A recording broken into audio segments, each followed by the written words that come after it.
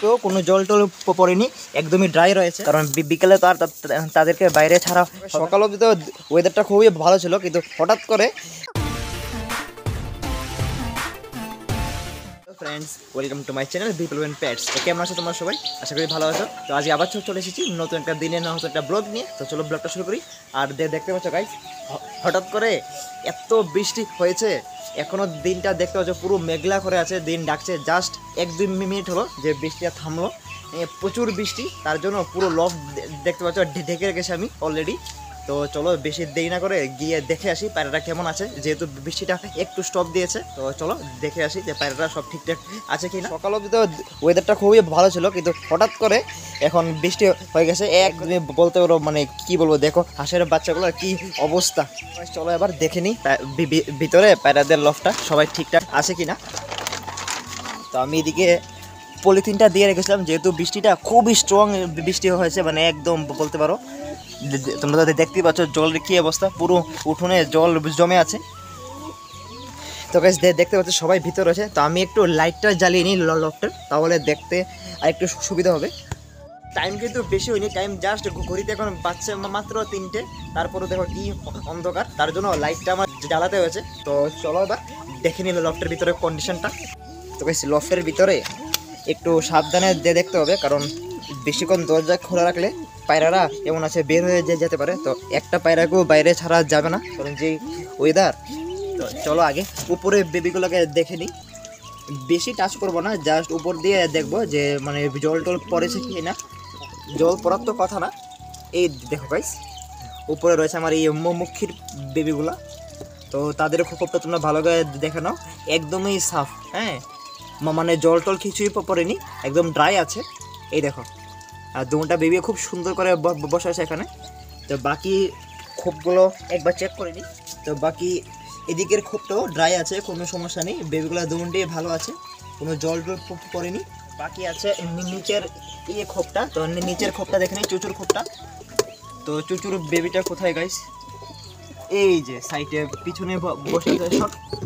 এই দেখো গাইস, তো চুচুর খোপটাও ভালো আছে, আর বেবিটাও খুব ভালোভাবে এখানে বসে আছে।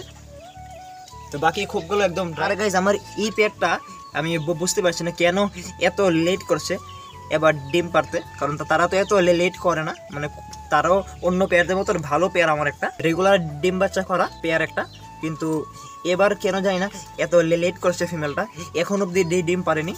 বাকি দিদিও আমাদের কুইন বসে আছে। তো কুইনের খোপটাও দেখতে পাচ্ছ একদমই ড্রাই, কোনো জল টল পড়েনি। আর বাকি যদি আমরা এদিকে একবার চেক করে নিই, তো এদিকে তো তারা বসে আছে।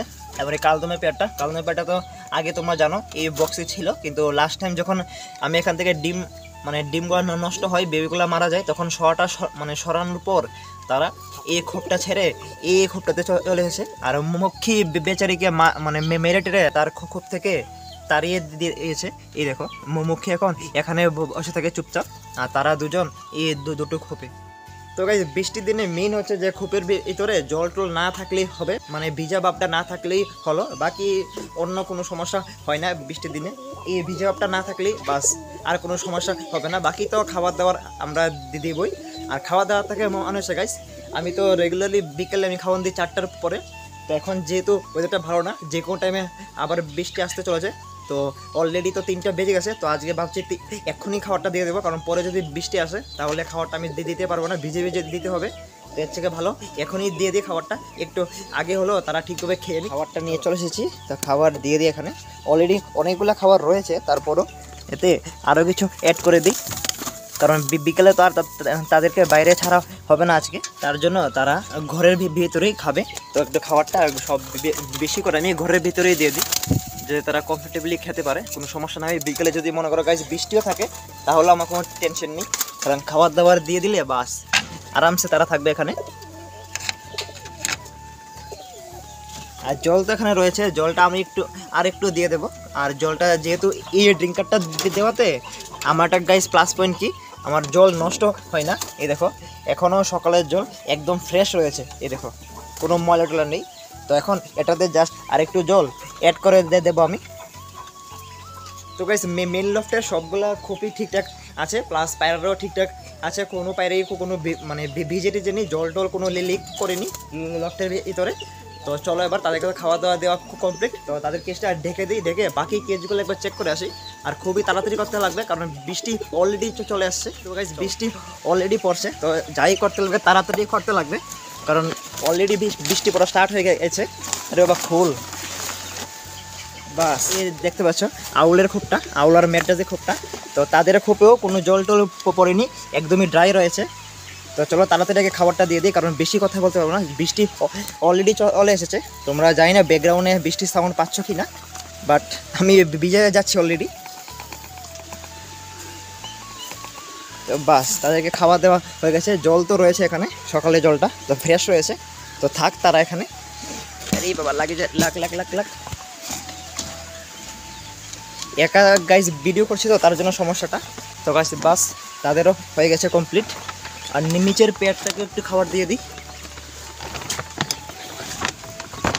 গাইজ। এই পায়রা বলো আর যে কোনো পেটস বলো, মানে বৃষ্টির দিনে তাদেরকে টেক কেয়ার করাটাই একটু সমস্যা। আর এই খোপটাতে একটু জল পড়েছে গাইজ, এই দেখো মনে হচ্ছে একটু ভিজা ভিজা ভাব, মনে হয় এই সাইডটা দিয়ে পড়েছে।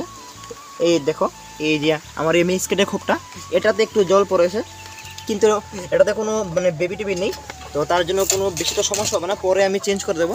তো আগে খাবারটা দিয়ে দিই। আরে বাস গাইস খাবারটা দেওয়া কমপ্লিট। বাহ এদিকে খোপেও খাবার দেওয়া হয়ে গেছে। তো চলো তাড়াতাড়ি আগে এখন মাস্টার খেতে দিকে যাই, আমাদের পাপ্পু আর পাপ্পুর মা বাবাকে খাওয়া দিয়ে দিতে লাগবে, আর প্লাস সিরাজের পেয়ারগুলোকে। তো গাইস অলরেডি চলে এসেছি আমি সিরাজের খোপের সামনে, আর বৃষ্টি গেছে তো পড়ছে কন্টিনিউ, বাপরি বাপ। তো এই দেখো পাপ্পু চুপচাপ বসে আছে। তো পাপ্পুদের খোপে জল টল পড়েনি, পাপ্পুদের খুব ভালোই আছে। হ্যাঁ একটু জল পড়ছে এই দিক থেকে, এই দেখো এটাই মেন সমস্যা গাইজ। এই টিন দিয়ে মানে ডাইরেক্ট জল পড়ে না, সাইড থেকে মানে বেয়ে বেয়ে জলটা আসে, তো তার জন্যই এই জায়গাটা ভিজে যায় বারবার। তো যাই হোক চলো এখন খাবারটা দিয়ে দিই, পরে দেখবো যা হবে, কারণ বৃষ্টি চলে আসছে গাইজ। বাস তাদেরকে খাবার দেওয়া হয়ে গেছে, বাকি পেয়ারগুলোকেও দিয়ে দিই।